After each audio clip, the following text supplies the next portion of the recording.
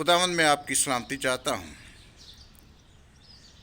ये जड़ा हवाला मैं पढ़न लगा खरूज 32 बाब 9 आयत 33 आयत ते उस तो बाद 33 बाब की 13 आयत ते उस तो बाद 34 बाब की 9 आयत दे विच दर्जे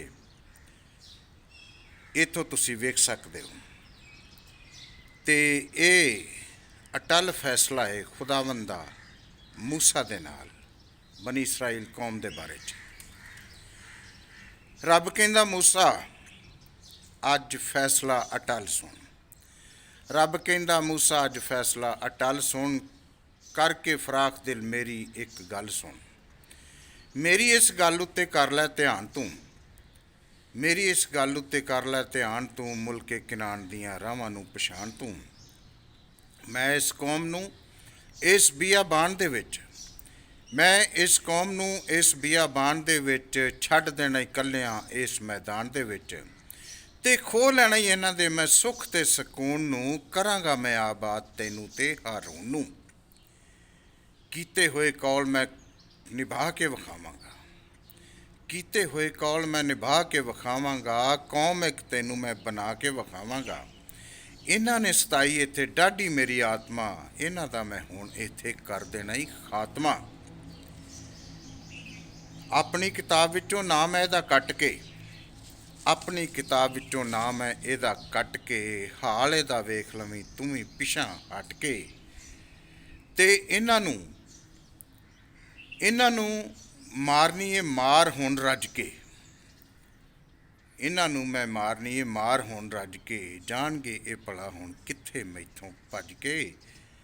ते मूसा कहंदा नहीं रब्बा मेरिया ये हो नहीं सकदा, नहीं रब्बा मेरिया ये हो नहीं सकदा। जे ठंडा तत्ता तू समो नहीं सकदा ते कच्चे पक्के तंदां दा ताणा किंज तणेगा।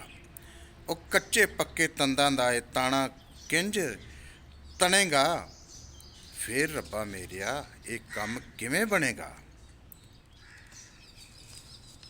ਤੇ ਖੁਦਾਵੰਦਾ ਜੇ ਤੂੰ ਇਸ ਗੱਲ ਨੂੰ ਨਹੀਂ ਮੰਨਣਾ ਤੇ ਫਿਰ ਆ ਲੈ ਫੜ ਆਪਣੀਆਂ ਲੋਹਾਂ ਨੂੰ ਸੰਭਾਲ ਲੈ।